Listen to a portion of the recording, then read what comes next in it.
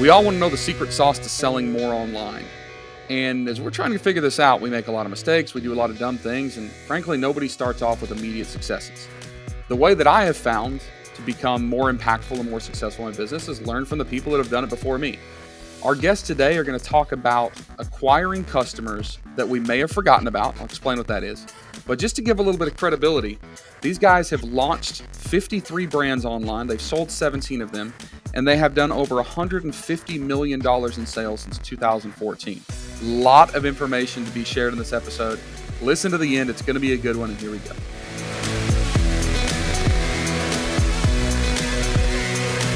Hey everybody, welcome to the AM PM podcast. I'm your host, Tim Jordan, and today, of course, we are talking about all things e-commerce. Now, when I think about the typical selling journey, selling a product online, I think about trying to get that customer to look at my product, come to my webpage, come to my Amazon listing, whatever it is, make the decision to purchase it. They finally purchase it, it gets shipped, and 30 days later, they haven't returned the product. Giant sigh of relief. I'm done. I've accomplished my mission and sold that product, and now it's time to go out and find another client. What I'm starting to learn now is I've been doing things all wrong. If I start analyzing the cost of acquisition for a customer and it's going up, and the lifetime value of our customer hasn't gone up as well, we become less profitable. So in addition to some things like trying to reduce our cost of product and trying to reduce our acquisition cost, one of the best ways to increase your profitability for your business and to create stability for your business is to make sure that you have a plan in place to continue engaging with or acquiring that customer after your sale, regardless of the platform or the marketplace that you're using. So today we have Shawn, we have Seth Stevens that have a lot of experience in this matter, and they're going to be sharing really some cool stuff. I was actually going through with them before we hit recording and learned some stuff just in like the pre-podcast interview, and it's going to be good.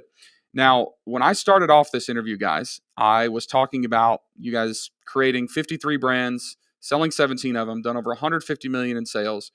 But the majority of your experience isn't necessarily even in just selling products. It's a lot of digital marketing in general, right? So if you guys would say hello and let's answer that question. Where do you guys come from and how did you get started in this crazy world? All right. Great question, Tim. Thank you for the introduction there. My name is Shawn Hart.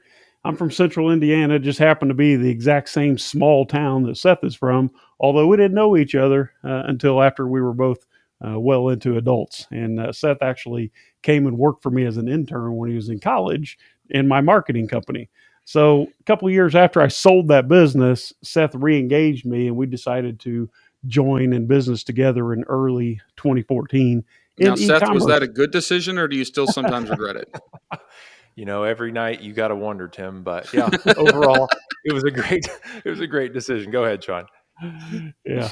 So basically, Tim, what we discovered was that the initial sale that we make where we convert our value for our customers' dollars is just the beginning of what should be and could be a long and prosperous and profitable relationship. So we're all about making, not only bringing new customers into our funnel, but more importantly, making each customer more valuable and keeping them around longer. So, Yeah, Shawn. So when I came and worked for you as an intern in college, the one thing that I noticed was, being in your marketing department, I got to see how you were generating sales. And one thing that stuck out to me was you paid a huge amount of attention to the customers that you had already served one time, and you would sell them more of the same. So just like what you were saying, when we would re-engage those customers using old-fashioned marketing like postcards and newspaper ads and things like that, we were able to generate sales from the exact same type of customers. And then we were able to use that same type of strategy when we branched off and started building brands online. Now, Seth, I'm not calling you old, but we know that you guys started really selling on Amazon in about 2014, and I suspect your internship was well before then. So the stuff you're talking about with re-engaging existing buyer stuff, this is pre-Amazon stuff. This is like just traditional good business marketing, right? Right. So I was in college in 2010, 2011, working in Shawn's marketing department, selling heaters of all things, and we were using postcards back then. But I go on and do a different career, and then have this fateful conversation with Shawn one day. Hey, I'd like to do something more along the lines of of what you were doing and building a real business. So we get together in 2014 to start building brands on Amazon, and the world's a little different, but the fundamental marketing aspect of it is the same, of taking care of your customers, nurturing them, and then following up with them to make more sales and generate more revenue, Shawn.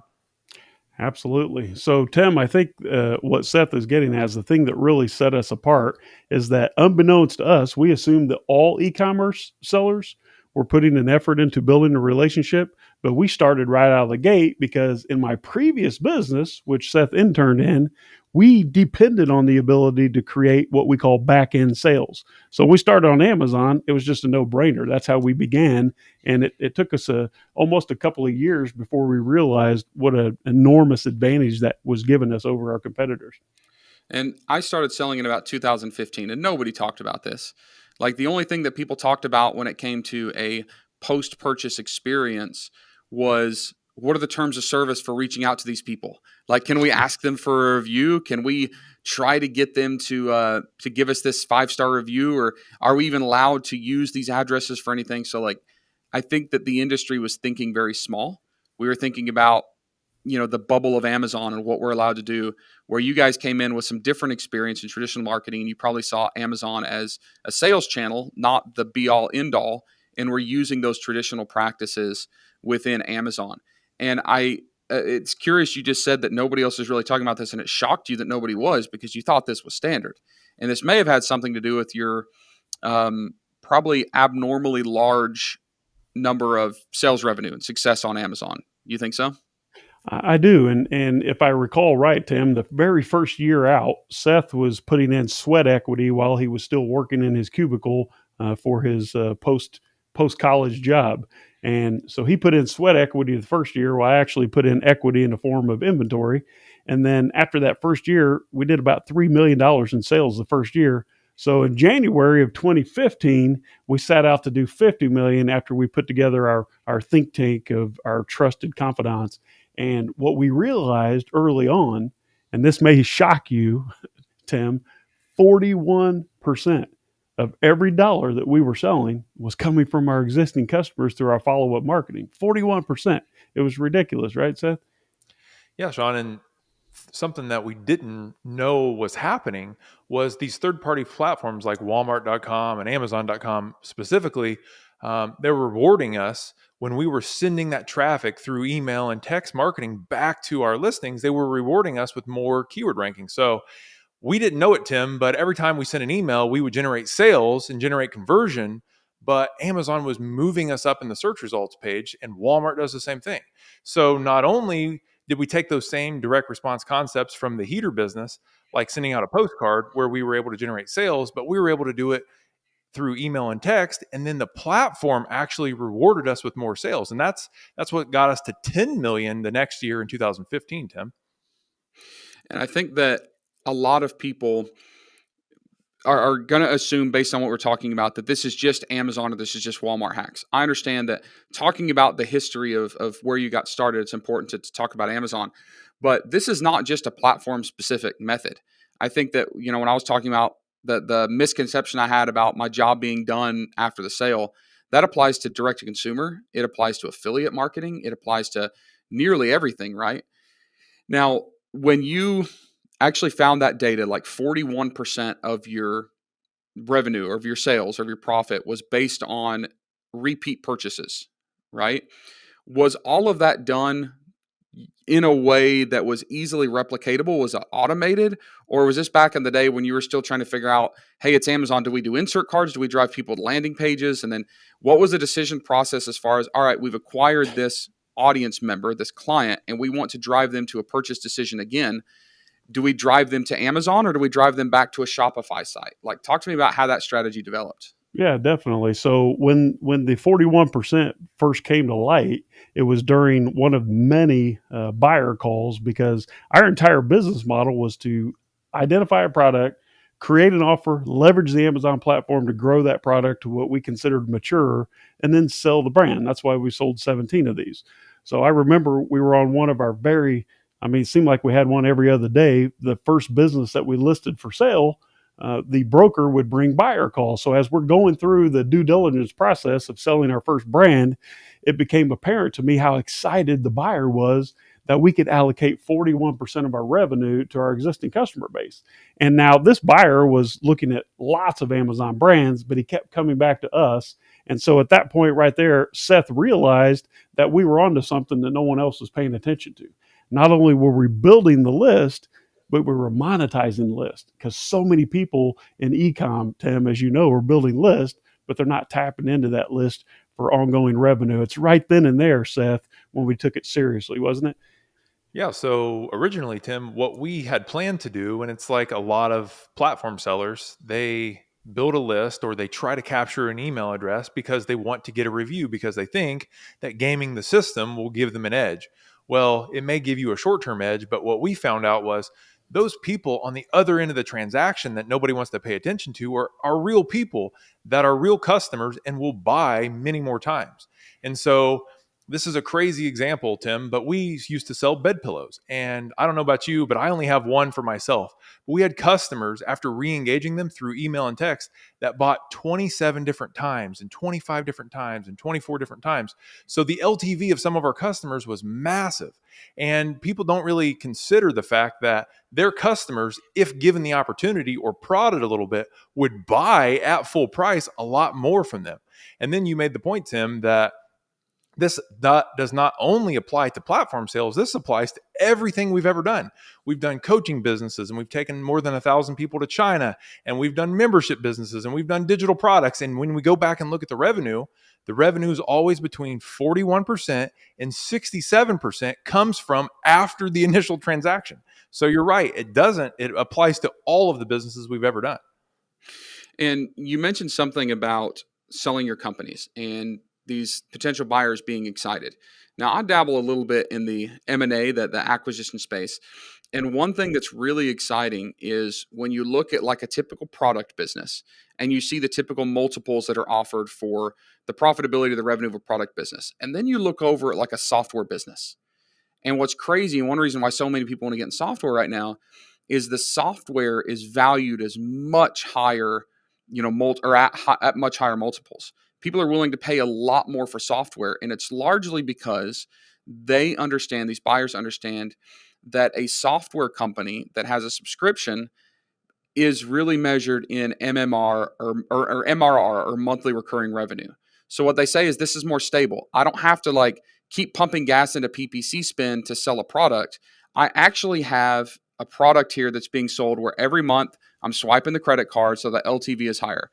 And before we started recording, you talked a little bit about, and I want to dive into that now, this concept of turning a product sale into something that resembles monthly recurring revenue, which will, of course, give you more profitability, but also increase the valuation of your business.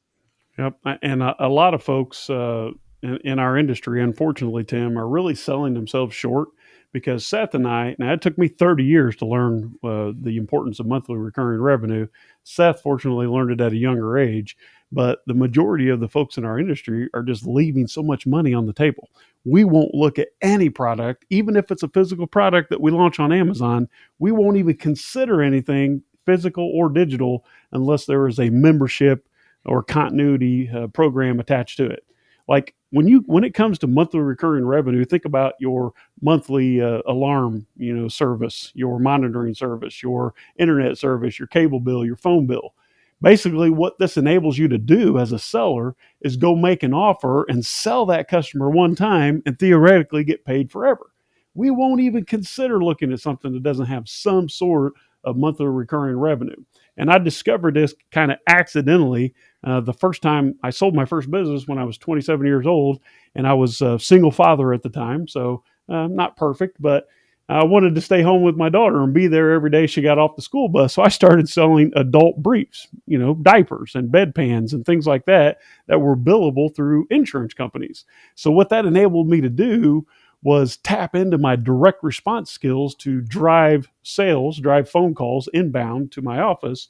And we would sign someone up who may be suffering from urinary incontinence, and we would sell them 150 diapers every single month for the rest of their life, and the insurance paid for it. That's when it clicked for me. I'm like, wait, monthly recurring revenue. Let's sell them once and get paid forever, right, Seth? Yeah. And so what we've done a lot of times with the physical products, Tim, is, if you look at, we used to sell weighted hula hoops. It was a product that a lot of women like to use to exercise. Well, that product is not a monthly recurring revenue product. So what we did was we actually built a membership area that was digitally delivered that our hula hoop buyers would opt into and join for a small monthly fee where they would get fitness videos, they would get coaching. So there was a revenue component of it that was monthly recurring. And that piece of the business was a much higher profit margin because it was digitally delivered and replicatable. So you're right. That piece of monthly recurring revenue is a massive, massive reason why we're able to grow much faster and have the success that we've been able to, because without that stable cash flow, without that extra profit, we wouldn't have been able to invest into growing more product lines. And that was one thing I was going to ask you is, how do you take a product that someone's going to buy once and turn that into a repeatable, like a repeating purchase customer? Like, how does that happen? And you just mentioned some other ways to drive people into a different funnel, right? You can put them in a funnel for something like an app subscription or something like that. But also, I want everybody to understand that if you have a product that people are going to purchase once, you should be working on building a brand of complementary products that still fit that same avatar, right? So if I'm selling a dog collar, just because they're never going to buy that same dog collar again doesn't exclude you from the content and the advice we're giving you today. This just means that you better also have a leash, and you better have some sort of puppy pads, and you better have some sort of cat sweater, right? Because as long as you're acquiring them, you can continue to sell them different products. And a good example of that are subscription boxes, right? If I would actually get pissed if every subscription box that I got had the exact same thing in it. So what they're doing is they're grouping products that are probably going to be liked by the same avatar, the same person. And every purchase every month or every subscription box has different products, but they're still the same person. So if you're listening to this and going, well, I don't sell adult diapers, or I don't sell consumables, it doesn't mean this doesn't apply to you. And if you think that trying to get a subscription service for a weight loss app or something like that to go with your hula hoop seems a little bit out of the question, just consider the fact that as long as you have complementary products and you're continuing to sell them these different products for the same type of person, this still works. Yep, absolutely. And I think when the light bulb, if you will, went off for us, we discovered our broker was smartly getting higher multiples. Now, it's a different world today, as you know, Tim, when it comes to multiples. But back in 2015, 2016, we first started selling our brands. A lot of our friends were selling for 2 times 12-month earnings. And we were getting 3.5, 4, 5 times earnings. And it became apparent to us that the buyer was allocating a huge portion of that to our customer list. So think about this. It's not really or ever about the product that we're selling. It's not about the hula hoop or the diaper or the pizza cutter. It's about the person. And when you can discover a customer journey, like we spoke about a couple days ago, if you can get in front of that customer's journey, because all consumers are on a different journey. Maybe you're on a weight loss journey, maybe you're on a religious journey, maybe you're learning to fly or learning to captain a boat, or maybe you're learning to fish without running into bridges. Whatever that journey is, there are certain products that become obvious next step in that journey, no matter what that is. So if you can think about your brand in the sense of what journey is that customer on? How can I step in front of that customer's journey and siphon off a little bit of that revenue and be the go-to resource? Even when we sold treadmills back in 2015, when you and I indirectly met in Orlando, I launched a treadmill using Facebook ads to my Shopify store. We did over $1 million in sales the very first month. Even with something as simple as that, we created a $5.99 continuity program that would offer updates and exercise tips and extended warranty to our treadmill buyers. And 60% of those buyers took the upsell. Some of those buyers are still today paying $5.99 per month for updates. That's how powerful this is, Seth. Yeah, and I think what you said, Tim, and echoing your customer journey comment, Shawn, about building out your brand. So to go back to the pillow example, we had a bed pillow, but you're right. In the customer journey of that particular person, they were interested in getting better sleep. So we also had sheets. We also had a wedge pillow for acid reflux. We also had all these complementing products, right, that supported that particular person in their journey. And that's how we built the brand. That's how we decided the products. Because when we would send out an email about our bed pillow, we could have a follow-up email that created revenue the following month, selling them a sleep mask or selling them an acid reflux pillow. It didn't have to be the same product that they have to buy over and over. It's not about only selling supplements that people consume and then buy again. It's about supporting that one customer on their journey in whatever you're serving them in. And Seth, Shawn, I appreciate you bringing up the boat crash. I was reminiscing about the last time we were together, and you were thinking about 2 times ago that we were together. For those of you that are wondering what on earth he's talking about, Shawn got to be kind of present when I had a little run in with a bridge with my nice new boat, and he likes to remind me of that. That's all right. Well, the bridge. Now, the last time we were actually together, Shawn, was in Paris, and we were staying at a private castle, like a 1,000-year-old castle, this amazing mastermind that we were at, a very high ticket, small. And you were talking about some of this stuff. And one of the things that I kept wondering was, okay, like I get it. I get it, Seth and Shawn, I get it. We want to acquire these customers. And I think that most people listening to this understand that there are ways to acquire them through call to actions where you get their email addresses, you get them cookied up with pixels or all of those things. And towards the end of this podcast, we'll talk about how you can get like free information from Shawn and Seth about how to actually do that. But the thing that I kept wondering was, how do you get people to actually engage? Right? Like, how do you get people to actually take this product that they've purchased off Amazon? They open the box and they go, okay, in addition to this product, I'm going to actually take another step to let these people track me and acquire me and put me on their list. And you basically describe this process of having an offer that these people could not refuse. These buyers absolutely could not refuse this offer. So, without getting too deep into the nitty gritty, which again, those of you listening will have some resources for you at the end to actually get those nitty gritty details. Tell me about this concept of an offer you can't refuse. Yeah. So great point, Tim. Everybody forgets when they're in e-commerce that the transactions that they're generating every day are serving a real person on the other end of the line. And those people are having actual feelings about what they're experiencing. So you mentioned opening up the Amazon box, and then what is actually happening in the customer's mind at that point? Well, it's going to be different depending on what they actually purchased. So if they bought a pizza cutter, they're probably not going to take action on a warranty if it only costs them $9. So every single product has to be thought through. So thinking about your own product, what would your customer be thinking or wanting in the moment that they just got your product? I'll give you the example, Tim, of an insert that got our customers' attention and worked better than any other insert I've ever done. And it was about that same pillow product. Fortunately, it's the same product. So it was a shredded memory foam pillow. It was vacuum sealed and it was compressed like a little tiny ball. And it looked like it was going to explode. So they would open up the package and it would be vacuum sealed and it's clear and it looks like it's going to blow up in their face. So on that pillow, Tim, we actually put a sticker, and it was a stop sign sticker, and it said, "Stop, before you open this pillow, watch these important instructional videos." And 88% of our customers came and opted in to see these instructional videos. So they got better results. They knew how to adjust it. They knew how to actually put it into their sleeping routine in the best possible way to get better results. So we delivered value and we got the opt-in.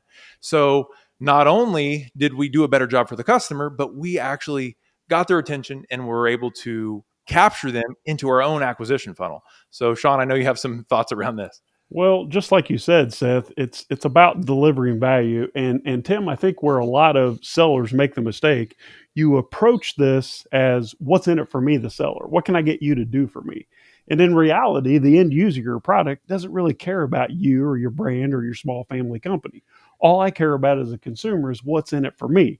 So if we come from a position of value and say something like Seth's example there, before you use this pillow, do that. What if you purchased a pizza cutter or a bedpan or a wagon wheel or a dog leash? Doesn't matter. And I said, look, before you use this product, check out this instructional video so that you can avoid the top 3 mistakes that some of our other buyers have made when using this product. That's not about me. That's about you.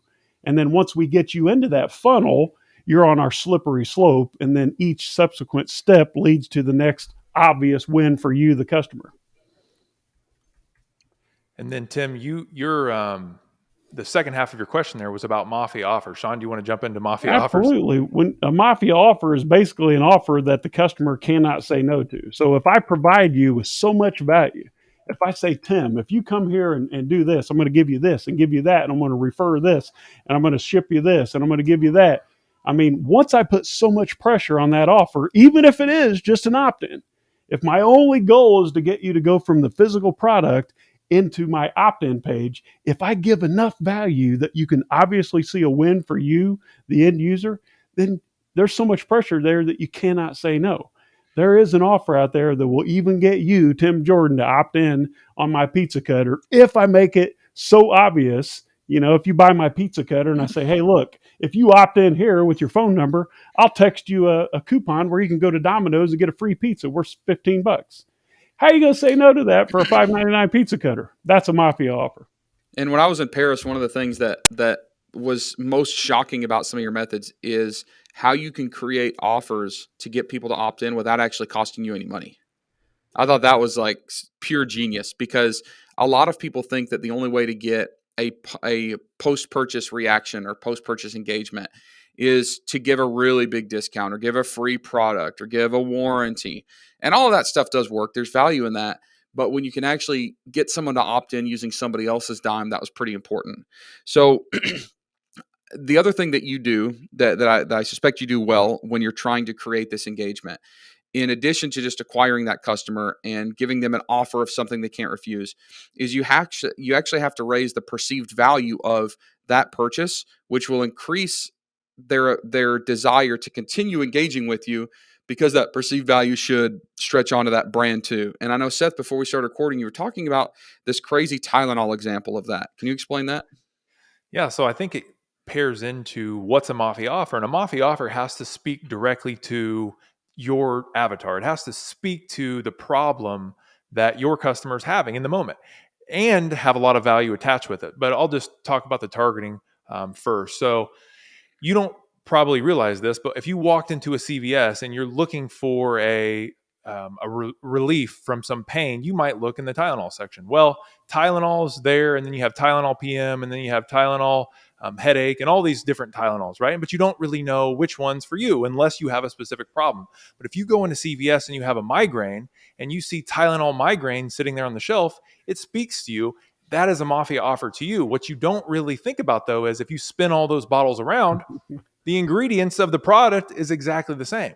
So Tylenol is calling out a specific customer at a time, not only to increase their shelf space, but also to increase their conversion in their offer to a specific type of customer. So, Shawn, I know you like to talk about how can you make a Mafia offer as a tire shop Right. if you're selling the same set of tires. What does that look like? Well, at the end of the day, we're all busy. We're all consumers. But as sellers, Tim, we all seem to make the mistake that we think we are our own customer. Well, in reality, we're not our own customer. We don't know what the customer's looking for. So we have to throw out a lot of hooks and a lot of bait.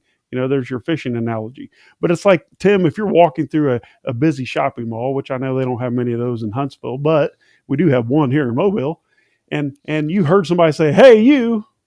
Well, who cares? It's like hearing a car alarm go off. No one looks. But if I said, hey, you, Tim Jordan, you're like, who is that? Who knows me here, right? And what Seth is talking about is that Mafia offer has to speak to you specifically and scratch that itch that you as a consumer are experiencing along your customer journey. So what we're able to do is throw out tons of Mafia offers, positioning our products on these different platforms to speak to a specific segment of any one audience. And that's how we capture the lion's share of the orders. And then that Mafia offer is followed up with something that gives you so much tremendous value that you're willing to opt in with an email and or a phone number to redeem that value. That's the reason why every time you go to McDonald's or a fast food place, they always say they're going to give you a free hamburger or a free value meal if you just download their app. Well, why do they want you to download the McDonald's app? It's so that they can market to you, because they know they have a way to reach you right in your pocket in the most personal way possible to send you offers to increase your lifetime value. That's all we're doing. It's not magic. It's just good old-fashioned marketing. And I think if you're watching this or listening to this podcast, no matter which channel you're selling on, if that channel's allowing you, like your analogy yesterday, Tim, when we were talking, if Walmart allows you to put your product in front of their customer, guess what? It's their customer. Don't treat that channel as your business. Walmart, Amazon, Rokutan, wherever you're selling, doesn't matter the platform, becomes a profitable customer acquisition channel versus just a transaction machine for you. And that's the big difference. And I also think that we as maybe solopreneurs and side hustlers and e-com folks overcomplicate things, right? We think that the world is always progressing in a way that we always have to look at the latest, the greatest, the newest, the most tech savvy, complicated thing. And I think what a lot of people, myself and probably a lot of our listeners do, is forget that just good old fashioned marketing works. And I know that a lot of your post-purchase sequencing and post-purchase actions are somewhat old school, right? It's email lists, it's SMS text messages, it's postcards, it's like physically printed things, right? Do you think that our industry is trying so hard to stay new and relevant and updated that they're forgetting that like some of the stuff that's been around for 2 or 3 decades still is just as powerful as it used to be? So, Tim, predominantly right now, we use email and text marketing because we own the asset. If you build a list on Facebook Messenger, you don't own anything because Facebook can turn it off. If you build a social media following, you can get your account turned off. Amazon can turn your account off at any time, but no one can take away a CSV file of your customers' emails and phone numbers. You always have an asset to engage those people. They know, like, and trust you, and you have a way to communicate with them. I can call your phone anytime, Tim, because you're in my Rolodex, right? And that's the same thing with our real customers. And what people are missing a lot of the times is they think that they have to be a TikTok star and a Facebook guru and be on Twitter and all these things. But really, if I can deliver a personalized message in your inbox where you're laying in your bed reading your emails in the morning, and I'm speaking directly to you, and it's just me and you one-on-one, I can deliver a very, very powerful marketing message right there in front of you and get tremendous results. And the best thing is I can send emails forever for almost free and communicate with those people. And I'm in control. I own the asset, which is pretty rare in today's e-commerce landscape, Shawn. At the end of the day, there's a real human being on the other side of that transaction. If we can interact with that person and create a mutually beneficial relationship, that will ultimately lead to more sales and higher reviews and less product returns. I still have a list of over 70,000 people, Seth, from that business over a decade ago. I would bet you, and we should actually test this, if I send that same ugly postcard, we'll probably see a windfall of sales, even if half of those addresses are no good. At the end of the day, that is an asset. That person, that name, that phone number, that physical address, that email address is an asset of your business. That is an asset that makes your business more valuable and allows you to compete in a way that the other sellers are not even thinking about. And I think that's the big difference, Tim. As we come up to the close of time here, I want to do two things. One is I want to give you guys an opportunity to kind of speak to us, the audience, with kind of a last word of advice as we are thinking now about the value of gaining that audience as a long-term audience. And additionally, maybe have a point about understanding lifetime value is higher than we originally sometimes think, which means that we can actually spend a little bit more to acquire those audiences, right? A $1 cost per click isn't that big of a deal if it turns into a customer that buys from you 10 times. But first, I want to at least acknowledge to our listeners that we've talked about a lot of theory and we've talked a lot about like some overarching tactics or overarching tactics, I guess is the right word, but we haven't been able to get in like nitty gritty specifics. Now, I know, Shawn, that you guys wrote a book called Private Label Millionaire Secrets. And I'm not even going to pitch this book to you guys. You don't have to go out and buy it because Shawn is basically giving it to you for free. So if you go to postpurchasepro.com/AMPM, is that right? That's correct. postpurchasepro.com/AMPM. There's a digital download version. There's also like a audio version. Is that right? We'll give the PDF and the audio 100% free. 100% free, where you will kind of be shown the actual specifics of how they get all of this stuff done. Now, of course, you're going to go through an opt-in process and you're going to be on their list, but do it because it's worth it and see how they operate. Like use that as a chance to kind of see what one of these funnels looks like if you're not familiar with that yet. But never hurts to have a free book. And Post Purchase Pro is a service that essentially does a lot of this aftermarket client acquisition for you. So when you're on the website, check that stuff out, see if it's a good fit for you. So before we sign off, I'd ask both of you to answer those questions that I just asked you a minute ago. Sure. Drop another bomb on us before we sign off. All right. So basically, at the end of the day, it's all about what you're doing with the customer, right? If you're just focused on transactions, let's say that every day you wake up and you pray that whatever channel you're selling on, fill in the blank, whether it's Amazon or Walmart or whatever the newfangled deal is when you're watching this 10 years from now. If you're relying on that channel to send traffic to your order, then what you're doing, Tim, is you're waking up every single morning unemployed, looking for a new job. If you're able to orchestrate a situation where you can capture some data, you're already paying for the data anyway. If you're selling on Amazon, we're paying 15 points to capture that customer information. If you can capture the right data, that becomes an asset that you can tap into over and over and over again. And I know it sounds sleazy. Let's send an email message. Let's send a text message. What I think you don't realize is that just because you don't pull into McDonald's every single time you see the golden arches doesn't stop McDonald's from advertising to you, right? Every now and again, that message resonates and you whip in there and you grab a Happy Meal for the kiddos after soccer practice, but not every time. What we're doing in marketing is we're attracting more eyeballs to our offers. And then once they're in our funnel, we'll convert them to sales in a mature manner. Like we're not going to just say ram an offer down your throat every day. We're going to speak to you in a conversational tone. We're going to provide value to you ongoing so that we nurture the relationship. Because over here, Post Purchase Pro, we say, right, build, nurture, then profit in that order. And that's the way it has to be. We talk about all of those strategies in a lot of detail in in Private Label Millionaire Secrets. But believe me, Tim, you don't spend the time and energy to write a book so that you can sell it for profit. That's not what it's all about. It's about the rising tide lifting all boats. There's your third boat analogy for the call. This is about transferring to you the knowledge that's taking us collectively 40 years to accumulate, and you get all that free in this book, Seth. Yeah, and Tim, what the data shows from all of our data point collecting and research is that the product or service that anyone is most likely to buy is the same product that they've already purchased. So if you're sitting there thinking to yourself, well, no one would ever buy another one of my products, you're wrong. And the data shows it. So and you don't have to know the reason why somebody's going to buy more from you. It could be that they're giving a gift, or they want another one for their spouse, or they have a second home or an RV. It doesn't matter.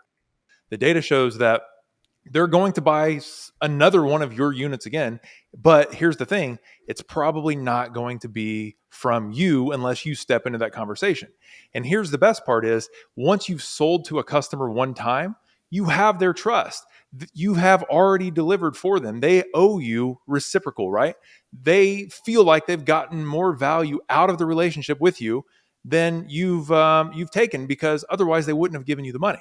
So if you can develop that relationship with a customer and actually step back into it through email and text, because you own the media, you own the traffic, they're not only going to thank you, but you're going to make way more money, because just to your point, Tim, is the LTV matters a lot. If I have to pay $20 to acquire a customer and my product only costs $20, that's a losing proposition.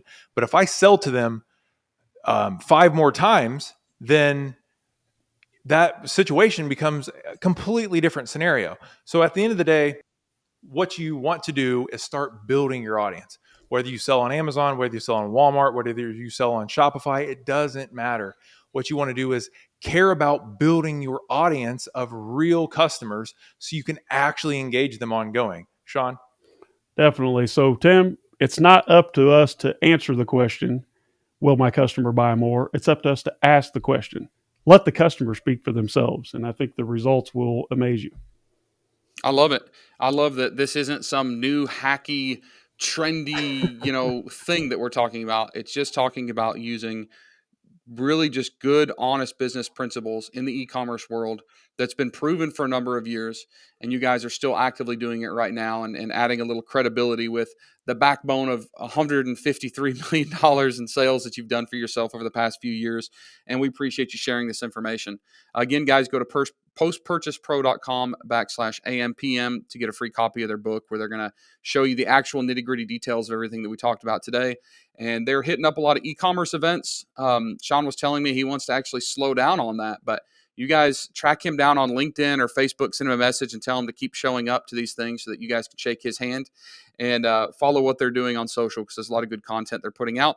We thank all of you for listening. If this was a good episode, make sure to leave us a review on whatever podcast platform you're listening to. Share this around to your groups, your communities, your audiences, all of the folks that would find value in this, and we'll see all of you on the next episode.